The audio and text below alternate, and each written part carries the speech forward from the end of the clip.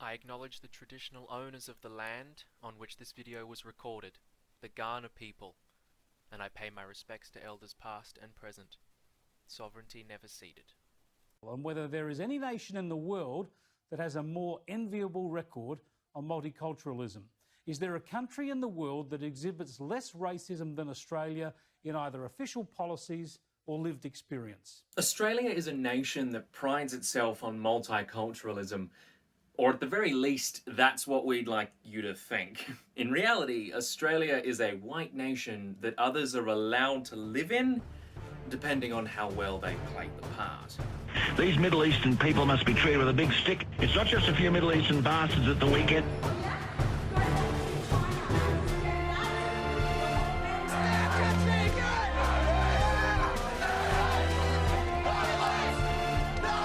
What a great promo that is for King Kong. Get Adam goods down for it, do you reckon? Text messages sent out through the week urging locals to turn out for what they called Leb and Walk Bashing Day. This is what our grandfathers fought for, to protect this so we can enjoy it. And we don't need these Lebanese to take it away from us. Back in 2021. The land known as Australia is home to the world's oldest living culture. 60,000 years of it present in the indigenous population of this wonderful land. And before COVID, immigration was a booming industry, with Australia's 28.5% overseas-born population an OECD high. You'd think we were multicultural and proud of it. A land of boundless plains to share, if you will. But unfortunately for our national anthem's authors, we Aussies are just as racist and xenophobic as the most ardent Trump fan. In fact, Australia is built on a history of white supremacy, and the culture that those policies created is still driving political policy decisions to this day. Yeah, today we're talking about Australia and their history with race. So it's going to be a depressing one. So let's start with a history, shall we? Any self-respecting Aussie knows our history with the indigenous tribes who lived on this land when white settlers arrived, or at the very least, the really bad bits. Before the first convict ships landed in 1788, Captain James Cook, revered across the land in statue and suburb form, shot an Eora man on the beaches of what's now known as Sydney. From 1788 through to the early 20th century, the settlers waged war against the indigenous population in what the PC Brigade call the Frontier Wars, but should really be known as an attempted genocide. Over 40,000 Aboriginal men, women and children were murdered by men with greater firepower and a will to colonise. When I recorded this, I completely undershot because I hadn't read this paper. I cannot say the numbers that were killed, assessing violent mortality on the Queensland frontier, which looks at the numbers for one state and says that they're probably closer to 65,000. So way more than the 40,000 for Australia. 65,000 is about 22 to 26% of Queensland's pre-contact Indigenous population alone. So they murdered so many more people than we previously thought. In close comparison to the stories and history of Native Americans upon white settlement, smallpox and other diseases common to European nations decimated populations of First Nations people by over 50% in some eastern states. In the late 19th century, a plan arose in certain states and territories to, how do you put this lightly? Breed the colour out of the indigenous population, and thus began a truly shameful part of Australian history, as if that early bit wasn't shameful enough, and that is what we call the stolen generation. The systematic removal of mixed-race children from indigenous households with the intention of educating and assimilating them into white society, and like I said, breeding the colour. The plan was to let the full-blooded First Nations people all die out, but take the ones that were deemed useful. The Chief Protector of Aborigines in the Northern Territory, and yeah, Chief Protector of the Aborigines was a real role with state governments, and in some cases, the role included being legal guardian of every Aboriginal and every half-caste children up to the age of 18 years. At one time, and the legal guardian to all Indigenous women, regardless of their age, unless married to a man of substantially European origin. And his approval was required for any marriage of an Indigenous woman to a non-Indigenous man. Yeah, that's fucked. Also, you know, Aborigine is it's a slur, so don't go calling people that. Just be nice. People have names. Use them instead. The only reason I'm using it is because that is the literal name. It's what the Chief Protector was called, and it's horrifying, and it should horrify you too. Remember when I said it was an attempted genocide? Oh, yeah, trying to breed out a population counts too. Yep, sorry. The Bringing Them Home report says that up to 100,000 children were removed from their families throughout this period in Australian history.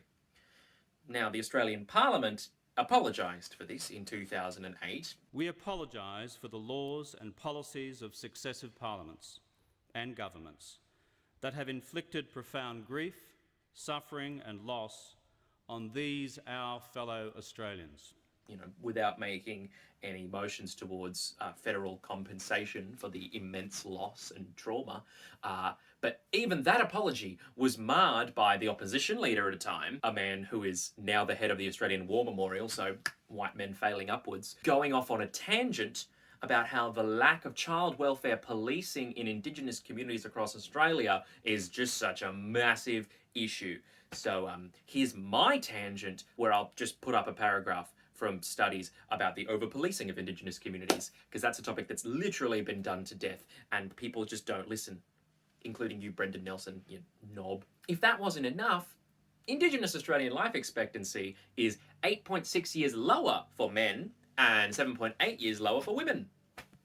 The group with no real biological differences other than the colour of their skin die younger than us whiteys. And if that doesn't disgust you, then hey, you're scum. Go jump in a fast-flowing river. Making the move away from Indigenous issues for a moment to broader cultural racism.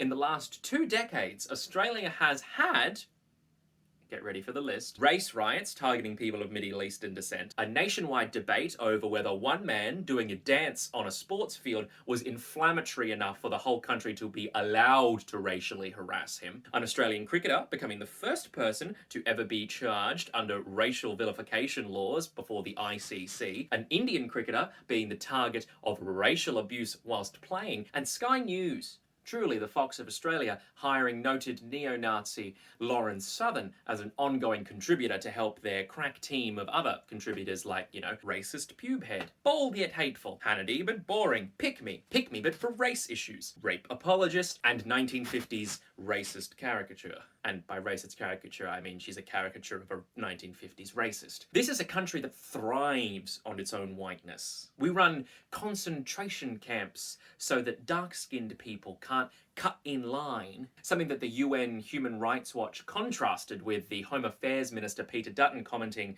that privileged white South Africans deserved special attention on humanitarian grounds from a civilised country, again, civilised country like Australia.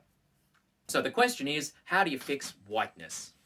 Or more broadly, how do you build a welcoming and tolerant multi-ethnic society when the overwhelmingly white one that's currently entrenched makes moves to solidify its power?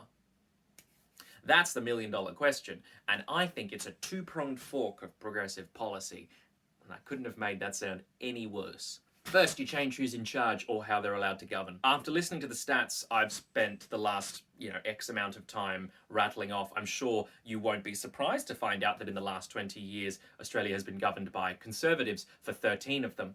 But that's not to lay the blame solely at their feet. The Australian Labor Party is in many ways just as bad. Both sidesing the issue. That offshore detention plan, started in the 90s by the Labor Party, made worse, admittedly, by the Conservatives in the 2000s, moderately fiddled with, again, for the 6 years that Labor were in power, and then brought back full force by the Conservatives again. Federal Labor may have apologised for the stolen generations, but under their watch, and the watch of the subsequent Liberal government, Only 2 out of the 7 Closing the Gap goals were met. Closing the Gap was an initiative aimed at Indigenous equity in society, you know, closing the gap of life expectancy. Yeah, that one didn't get closed. It's clear that neither major party offers the kind of sweeping change necessary to bring about racial equity, you know, and the minor parties, of which there are many, and their power thoroughly meaningless. Sorry, Greens fans, I love the energy. I just wish you had more seats, are either unable to bring about a progressive agenda as the majors don't want to work with them, or they're hard right racists who the majors are definitely willing to work with. It's almost like a system of political governance that relies on mutual aid and compassion as opposed to power and privilege would go a long way to solving these issues. But that's frankly pie in the sky fantasy, and the piecemeal shifting of goalposts is the best we're going to get. So go and protest and shit. Force politicians to listen, because I'm sure some of them are. Like, I can think of a couple who I at least kind of respect. Secondly, this starts in your own backyard. Now, I'm not saying individual action will change Australia. Far from it. Community-based interventions are what work, but they only come about by you. And yes, I mean you. Patrick, I know you're watching. Go outside and talk to someone about their harmful views on race. And everyone else, follow his lead. Join a community organisation aimed at helping underprivileged people. You'd be surprised how much good you can do just by asking. The following is a list of organisations you can chat to. Sorry to anyone who's not in Australia, this is a list of Australian organisations. The Australian Unemployed Workers Union, Warriors of Aboriginal Resistance, the Asylum Seeker Resource Centre, the Office of Jonathan Shree in Brisbane, who is not an organisation, but he's the devoted activist on City Council who can definitely point you in the left direction. Friends of Refugees and the Asylum Seeker Centre. Make 2021 the year you add a little volunteer work to your weekly schedule, because it doesn't have to be much. Even just an hour a week can lower the burden of some underfunded social worker who's trying their best. It doesn't have to be menial either. Sometimes these new people just need someone to talk to for an hour. I wanted to end this one on an uplifting note because it's been a very depressing video. Lots of stats and anecdotes of the way racism affects contemporary Australian society, but there are ways to fix that. And it starts with being welcoming to those in need and fighting for those who have historically needed. It's all about acknowledging how far we've come. You know, when those 12 ships turned up in Sydney all those years ago, it wasn't a particularly flash day for the people on those vessels either. Fuck Scott Morrison.